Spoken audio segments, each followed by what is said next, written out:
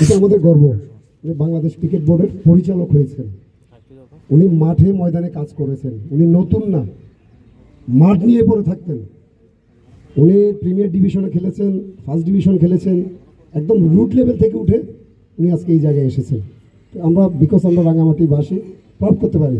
আমি আসিফ ভাইয়ের দৃষ্টি আকর্ষণ করছি, আসলে Rangamati is very hilly places area, 30 communities in Eastern Rangamati. Rangamati peoples always energetic and power.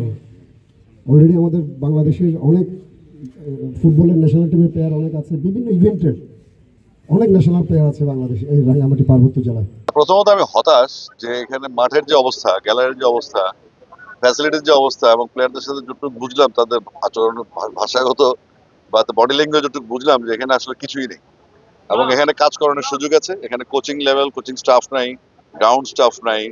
রাঙামাটির মতো একটা পর্যটন এলাকা, টুরিস্টের এরিয়া, একটা গুরুত্বপূর্ণ জেলা, একটা বৃহত্তম জেলা বাংলাদেশে, এই অবস্থা যদি হয় তাহলে তো আসলে নতুন করে শুরু করতে হবে।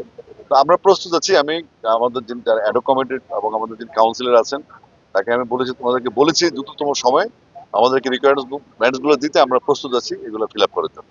বিসিবি প্রস্তুত। এখানকার মানুষজন তো রিক্সা চলে না, ফিটনেস খুব হাই, তাদের লোয়ার পোর্শন খুব শক্তিশালী, তারা হাঁটে, পরিশ্রম করে, লেভেল বা উঁচু নিচু, তাদের মধ্যে ফিটনেস কাজ করে। এই জন্য নারী এবং পুরুষ বোথ সাইডে যদি আমরা কাজ করতে পারি এবং নিবিড় ভাবে তাদেরকে পরিচর্যা করতে পারে, অরিজিনাল ট্যালেন্ট কোনো খাতির ছাড়া, যে আমি ওকে চিনি, আমার আত্মীয়, তাকে ডিস্ট্রিক্টে খেলাতে হবে, তাকে ক্যাম্পের সুযোগ দিতে হবে, এগুলো থেকে বেরোতে হবে। এগুলো এখান থেকে বের হওয়ার জন্য আমরা কঠিন নজরদারি চালু করবো এবং নতুন প্লেয়ারদের যারা জয়েন করবে এসডিও তাদের ডাটাবেস তৈরি করা হবে যাতে তাদেরকে রেকর্ড ফাইলে পাওয়া যায়, যেগুলো আমাদের নাম নেই। কোনো মতে আমি আমার 3389 নম্বর প্লেয়ার রেজিস্ট্রেশন কার্ডটা পাওয়া একটা সার্টিফাইড হইলাম আর কি। তো আমাদেরও খেলার জন্য কোনোদিন সে ভালো করুক বা খারাপ করুক, সে যে ছিল ক্যাম্পে, এই রেকর্ড গুলো থাকতে হবে।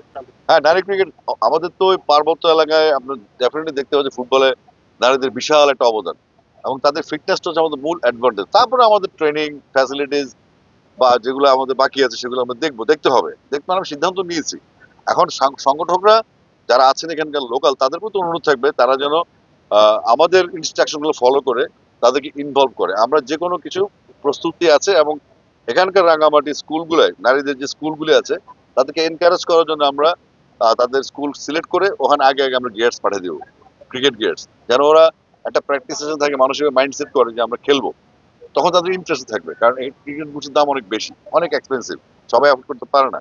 তো এটা বিসিবি এবং এনএসসি একসাথে অ্যাফোর্ড করবে এবং এটার জন্য প্রস্তুত। অলরেডি বান্দরবানে কাজ শুরু হয়ে গেছে, আমি যেখানে খাগড়াছড়ি যাবো একটু পরে, আর সেখানে আমরা একই কথা বলবো, একইভাবে শুরু হবে কাজ। তো আশা করছি যখন নারী ক্রিকেটাররা যেহেতু একটু কনজারভেটিভনেস কাজ করে, আবার তাদের অনেক রকম সমস্যা থেকে বাঁচায় আসে, তো সেখান থেকে কাটানোর জন্য আমরা স্কুল লেভেলকে টার্গেট করছি এবং একাডেমি গুলোকে টার্গেট করছি, যেন আমাদের গিয়ার্স গুলো প্লেয়াররা পেয়ে যায় এবং তারা খেলার মাঠে আসার জন্য উৎসাহ বোধ করে।